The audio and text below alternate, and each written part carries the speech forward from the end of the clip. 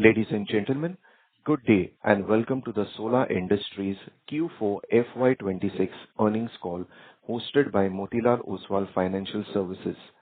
As a reminder, all participant lines will be in the listen-only mode, and there will be an opportunity for you to ask questions after the presentation concludes.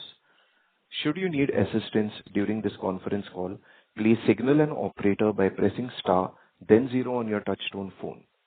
Please note that this conference is being recorded. I now hand the conference over to Ms. Tina Virmani from Motilal Oswal Financial Services. Thank you, and over to you, ma'am.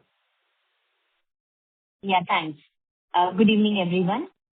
On behalf of Motilal Oswal Financial Services, we thank the management of Solar Industries to give us an opportunity to host the call. From the management team, we have Mr. Manish Nuwal, Managing Director and CEO, Mr. Suresh Menon, Executive Director, Mr. Milind Deshmukh, Executive Director, Mr. Monish Agarwal, Joint CFO, and Mrs. Shalini Mandhana, Joint CFO. Over to you, Mr. Manish, for your opening remarks, and after that, we will open the floor for Q&A. Thank you, Tina. A very good evening to all our dear stakeholders and well-wishers.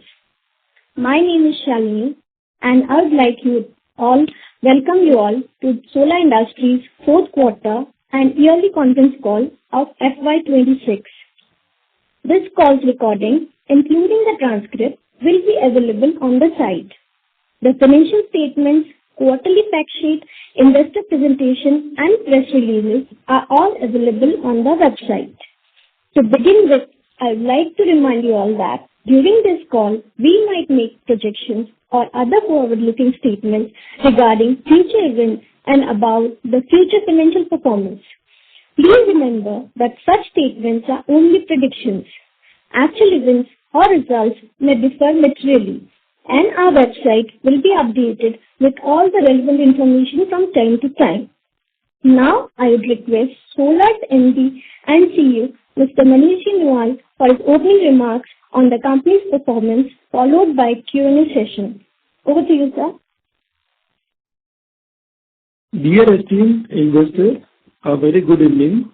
I, Manish Nuwal, Managing Director and CEO, welcomes you all to Solar Industries India Limited's earnings call for the fourth quarter and financial year ended 31st March 2026.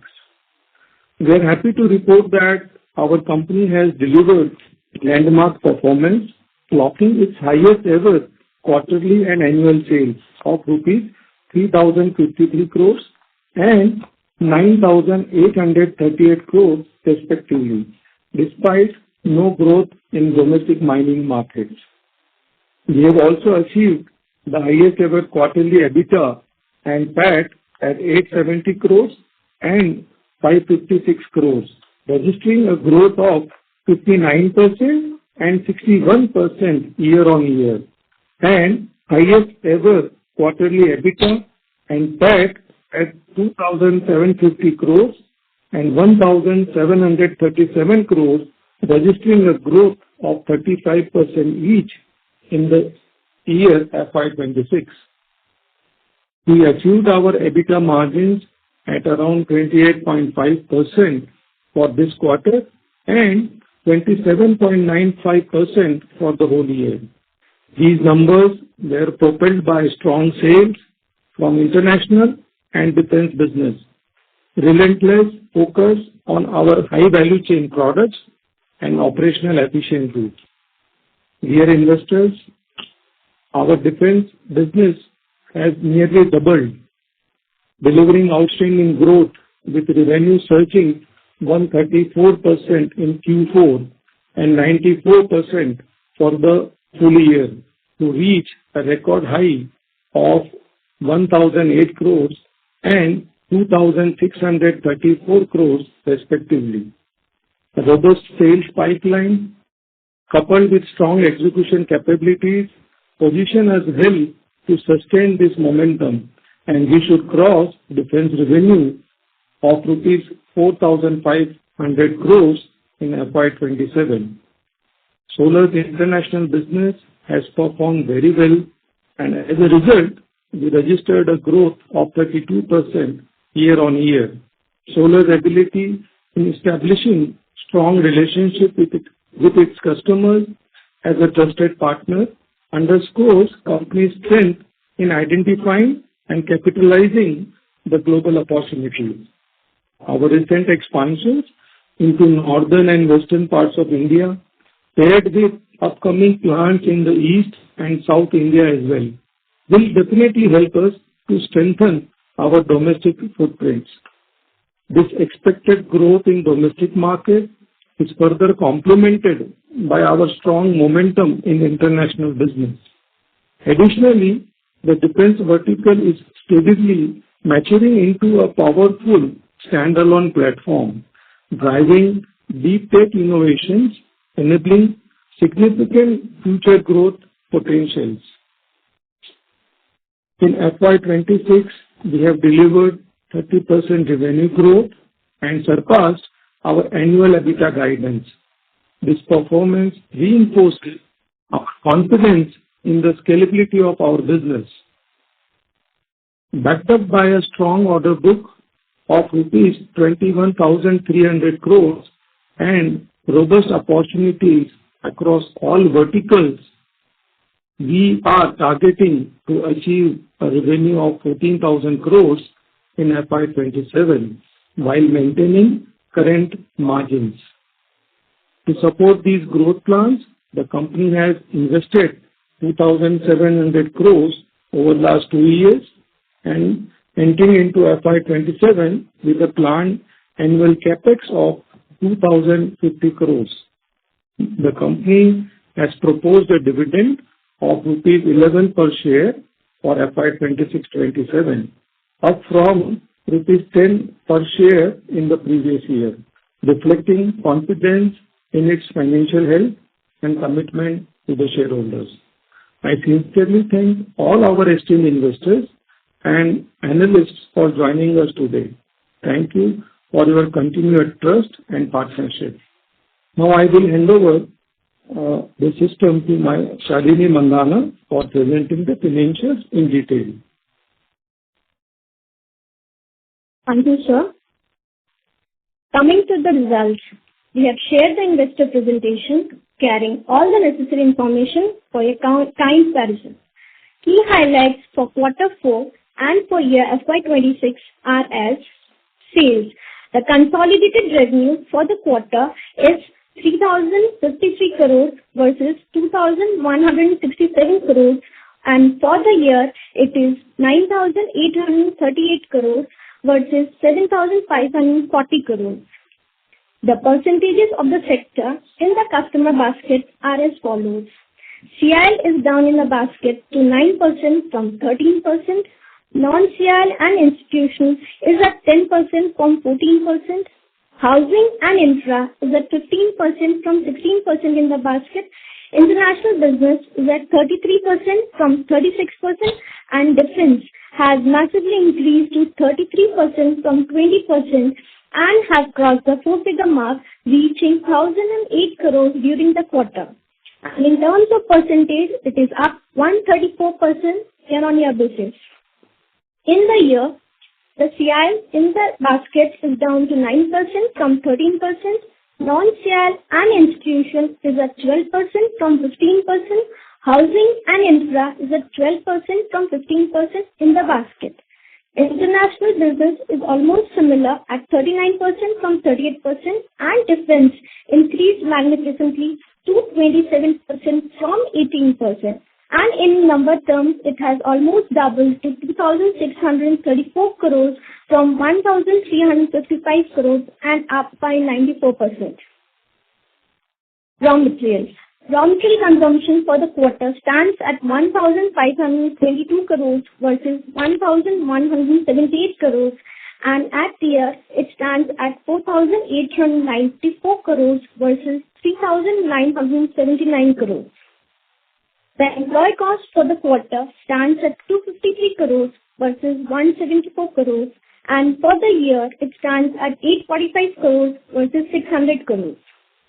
The other expense for the quarter stands at 453 crores versus 275 crores, and for the year it stands at 1,477 crores versus 1,001 crores. EBITDA. We reported highest EBITDA numbers for the quarter at 870 crores versus 546 crores. And for the year, the highest EBITDA stands at 2,750 crores versus 2,031 crores. The interest and finance cost stands at 41 crores versus 29 crores. And for the year, it stands at 134 crores versus 117 crores. Depreciation cost stands at 71 crores versus 50 crores for the quarter, and for the year it stands at 251 crores versus 182 crores. Profit before tax stands at 759 crores versus 464 crores, and for the year it is at 2,365 crores versus 1,739 crores. The highest ever quarterly PAT stands at 556 crores versus 346 crores, and for the year it stands at 1,737 crores versus 1,288 crores. These were the updates for the quarter and the year. This is all from our side, and now we would be happy to take any questions, comments or suggestions that you may have. Over to you, Tina. We can now open the floor for Q&A. Thank you. We will now begin the question and answer session. Anyone who wishes to ask a question may press star and one on their telephone keypad. If you wish to remove yourself from the question queue, you may press star and two. Participants are requested to use handsets while asking a question. Ladies and gentlemen, we will wait for a moment while the question queue assembles. Our first question comes from the line of Amit Dixit with Goldman Sachs. Please go ahead. Hi. Good evening, everyone, and congratulations for a very robust set of numbers and indeed a very strong guidance. I have a couple of questions. The first one is on international business. Now, if you look at international business, the growth has been very good this year. Just wanted to get a sense on, the new geographies like Zimbabwe that we entered this year, and and what are the other key geographies we might be thinking. Also, what all geographies are we expecting more traction in this year, FY27? That is my first question, sir. Well, thank you, Amit. You are very right that international business is doing quite good. And like I said, in this year, the international business has grown by 30%. And in the next year, which is FY27, we are expecting, apart from defense, domestic and international both should do very good. So as far as new territories are concerned, mainly we are focusing on African continent, and that's the market where we are expanding every year. So like I have explained in my previous calls, we have created South Africa as one of the hubs for our future expansions, and we have already set up the facilities apart from South Africa and Zambia, Tanzania, and we have also started Zimbabwe facility. And in the West Africa, we have a Nigeria as a base, and from there we have started our operations in Ghana, and in this year we are expecting to start operation in Sierra Leone. And in Turkey, we have a strong base, and we have started Kazakhstan plant. So similarly, we are trying to expand in all those markets, which helps us to utilize the facilities which we have set up in these major markets. And as far as Southeast Asia is concerned, we have a small facility at Thailand and Indonesia. Australia is also going to start very soon. Great, sir. Very clear. The second question is essentially on defense. Now, defense guidance is very, very robust after a very good quarter. Now, a couple of clarifications or, little bit more color that I would request from you in this regard. So one is about Bhargavastra. The counter drone systems have been in flavor, for some time now. So just wanted to get an understanding where we are on that front, if any tests are pending, and when can we expect the order. Similarly, the progress on 155 shells, where we are with respect to tests and other necessary certifications. So normally, we would like to avoid all such product-specific questions due to variety of reasons, but Bhargavastra is a strategic item for us, and we are developing this product from last couple of years. And this product will be one of the very few companies in the world who will be developing such kind of system. So the product development is in a final stage, but still, such kind of product development takes longer time than what we expect. But definitely, we should be able to complete all the trials in this calendar year. So this is the status of Bhargavastra, and as far as 155 products are concerned, we have already started supplying all the raw material intermediates going into this product. Our coupling facility, which will help us to produce the complete 155 product, we should be able to finish in next couple of quarters. But definitely it will take another 3 to 4 months time when we will start supplying the complete round of 155. Very comforting, sir. Thank you so much, and all the best. Thank you. The next question comes from the line of Umesh Raut with Nomura India. Please go ahead. Yeah, hello sir, good evening, and congratulations for a very good set of numbers. So my first question is pertaining to our exports business. If I look at our historical trajectory, I think we have seen stronger growth in between FY19 to 23, when our business actually grew by almost 3.5x in terms of top line. Then we had almost more of flattish growth between 23 to 25. And again, I think it looks like with 32% kind of a growth in 26, growth is looking very stronger on the export side. So I just want to understand how big this opportunity is, probably 2-3 years down the line. Again, can we expect closer to 2-3x kind of jump in terms of top line for our export business? And to achieve these kind of growth opportunities, what kind of investment that we can expect from you in terms of medium term, both on capacity expansion as well as on client traction side? Yeah, thank you very much. Yeah, you are right that if you look at 2015 number, the export and overseas was around 400 crores, and that has reached to almost 800 crores. And there we hover around for almost 3 to 4 years, right from 2021 to almost 2018 till 21. We were in that range of 800 crores. And after that, it started picking up. So the point was that during that period, we were setting up the greenfield facilities, qualifying ourselves into the overall mining procurement system. So that was the key period. And after that, the sales from our exports and overseas has started picking up, especially from 2022. So that was the year when it has reached to 1,400 crores, and now it has crossed almost 3,800 crores. And next year also we are expecting a growth of around 30%. So we believe that there are plenty of opportunities for us in the international market, but it will be very difficult for us to give any trajectory, specifically in numbers of how much multiple we can grow, how much times we can grow from this base. But I feel that since international markets are growing at 2 to 3%, but we expect that the volume terms we should be able to grow comfortably at around 10%, and in value terms we should do at around 15%. But this year, definitely because of the rise in commodity prices will help us to have more top line. So that's why we are bullish, and for the next year, we are expecting a growth of around 30%.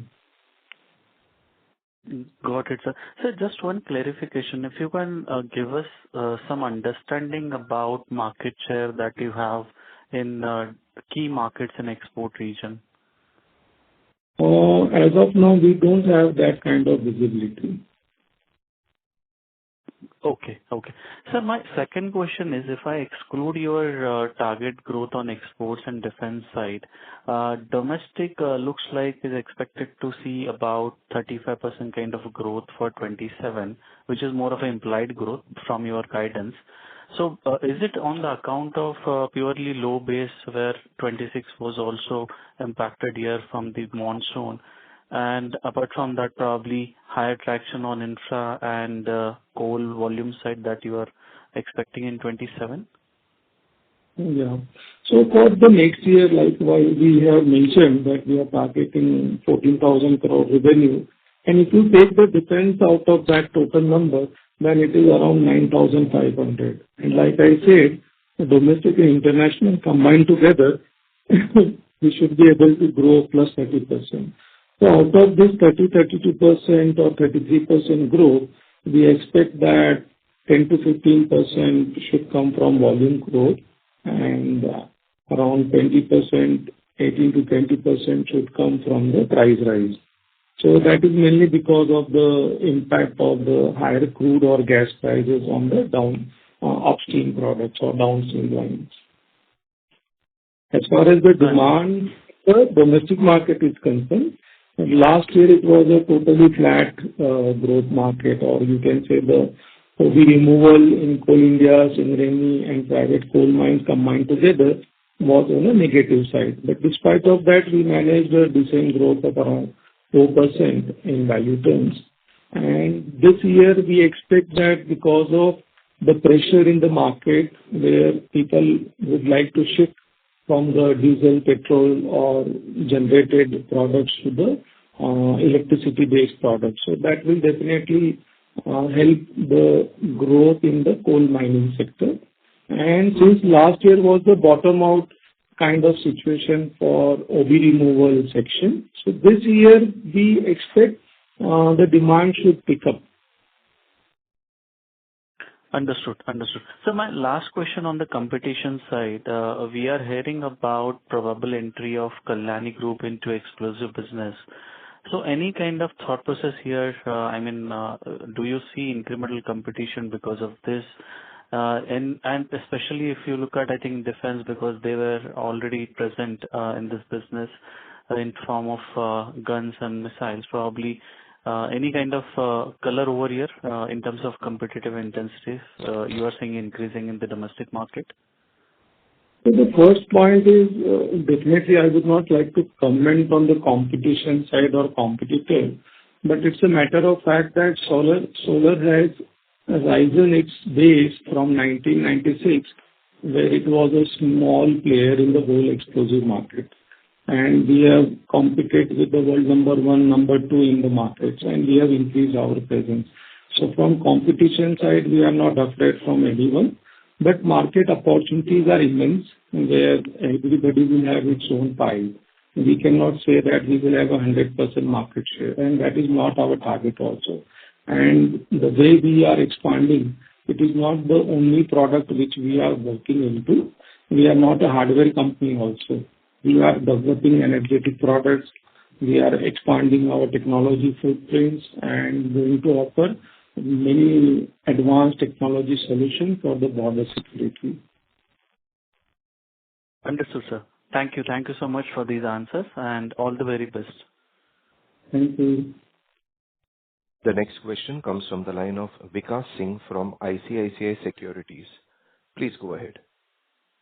Good evening, sir. Thank you for the opportunity and congratulations on a very good set of numbers despite challenges. So my first question pertains to, since our defense mix is improving in the overall sales, while we are still giving the guidance, margin guidance kind of intact versus last year. So is it some of the items where the cost inflation pass on would be difficult and that's why overall margin has failed? Or we traditionally doing a conservative estimate at this point of time?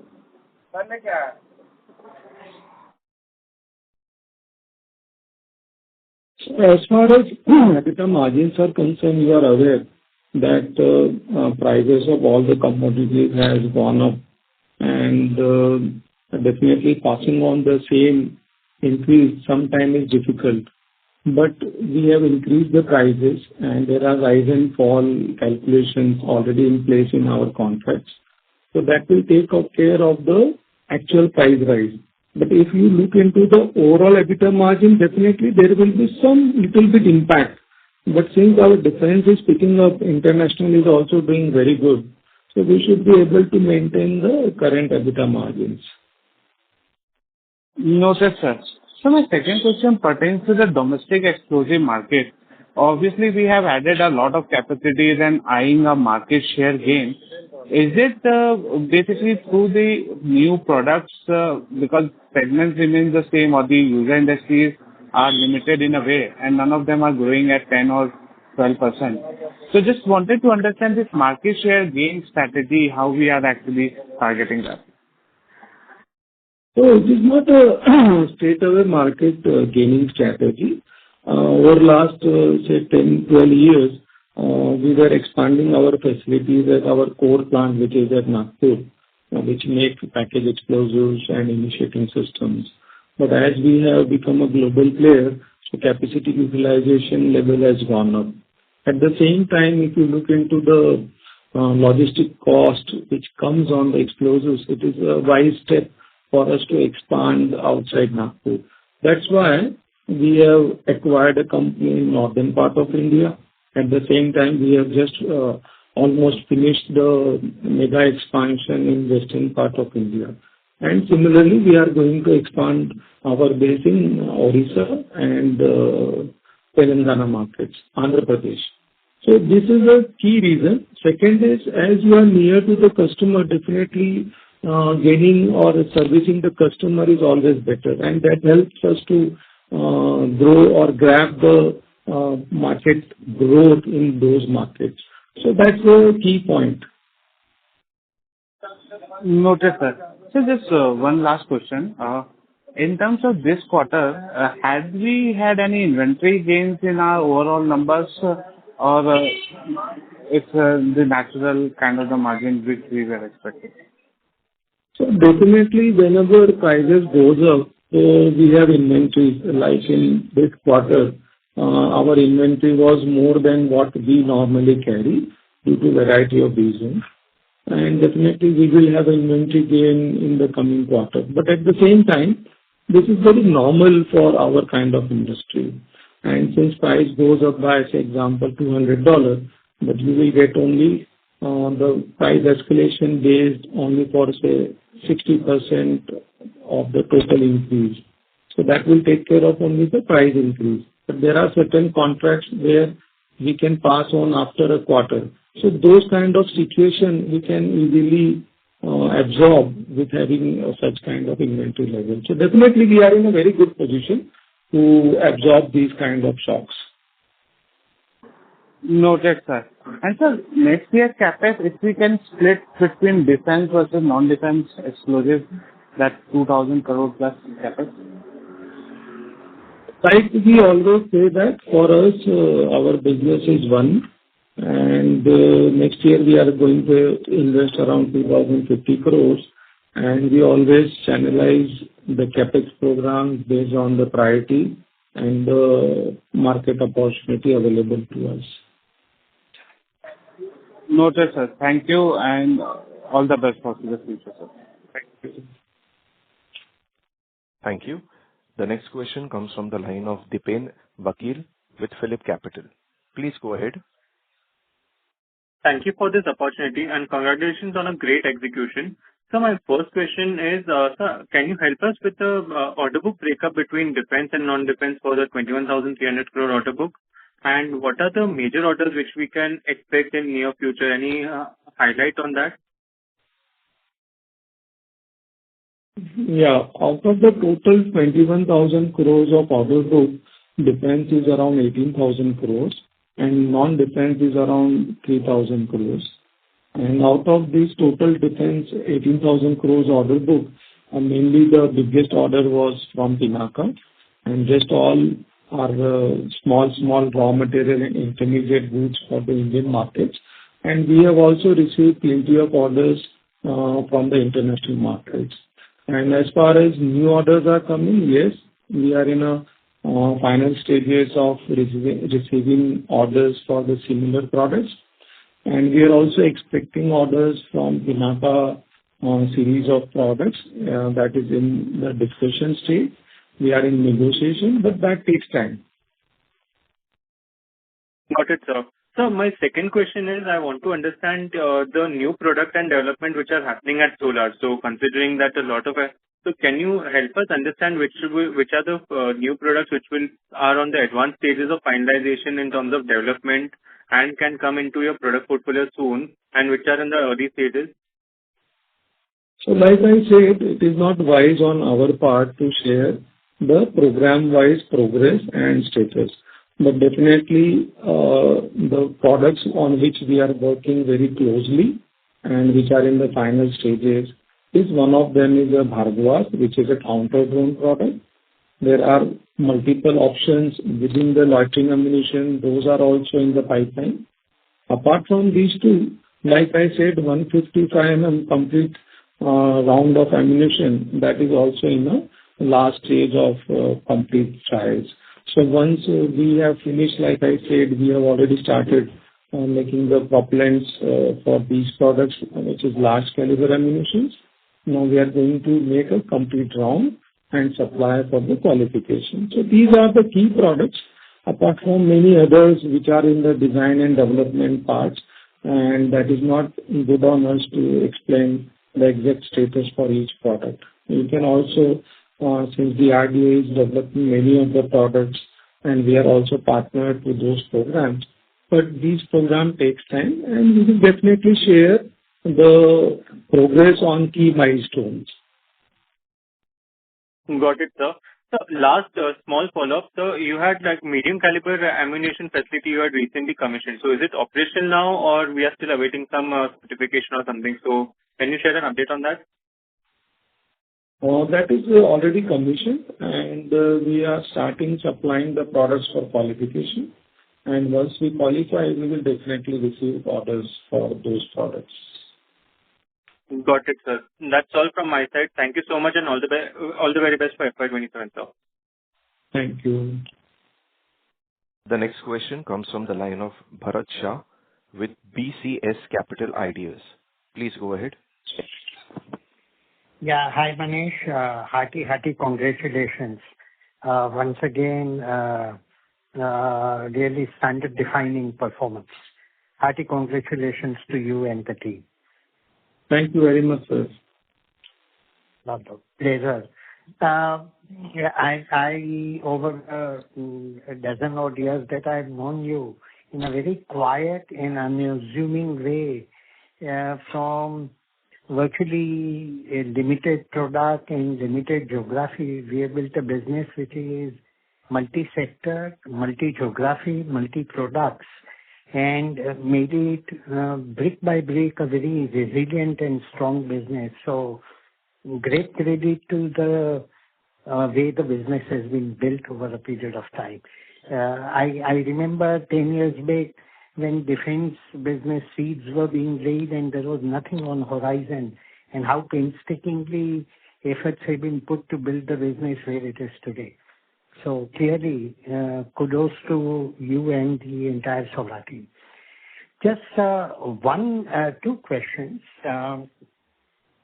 Last year, if you see the financial year 25-26, working capital is sucked away almost about 1,600 crores. And in the year prior to that, working capital actually released about 800 crores. So from the cash flow, operational cash flow, almost a swing of 2,400 crores is being sucked away from the operational cash flow in the 25-26. Any comments on that? First of all, thank you very much, Bharat Bhai, for your kind appreciation. And definitely, in fact, it's a responsibility of every citizen and every company who work towards our national security and contribute for the country's prosperity and progress. So thank you very much, sir. And as far as your working capital question, Shalini will respond to that. Just a minute. Hello. Good evening, sir. Yeah, good evening. Yes, yes. Sir, the working capital days had been, in this year, it had been hovering around 90 to 100 days till quarter 3. But in quarter 4, so the working capital days have been increased primarily due to high inventory levels. They were mainly done to build them and mitigate the risk arising from geopolitical uncertainties. And to address the uncertainties and maintaining supply chain continuity had been critical. And as Manishji had answered in the last call, so obviously these inventory levels will help us going forward so as to, it will disturb the revenues going ahead, as well as the same will help in generating the margins. And okay. Sorry, please go ahead. Yeah, as the geopolitical situation stabilizes, we anticipate normalization in the working capital limits over time, maybe in next 2 quarters. Sure. So this was a deliberate and strategic decision. It is not accidental. Yes, sir. Correct. Right. And second, if I see contribution of subsidiaries to the earnings, consolidated bottom line, I'm a bit intrigued by that. If you see our consolidated earnings for last year, it has been about 185 rupees compared to 134 last year, year 25, of which subsidiaries have contributed 50 rupees in the current year compared to 45 in the year preceding. So subsidiaries have barely added to the consolidated bottom line, which, considering our export and international presence, I'm a bit surprised at how subsidiaries have made relatively more muted contribution.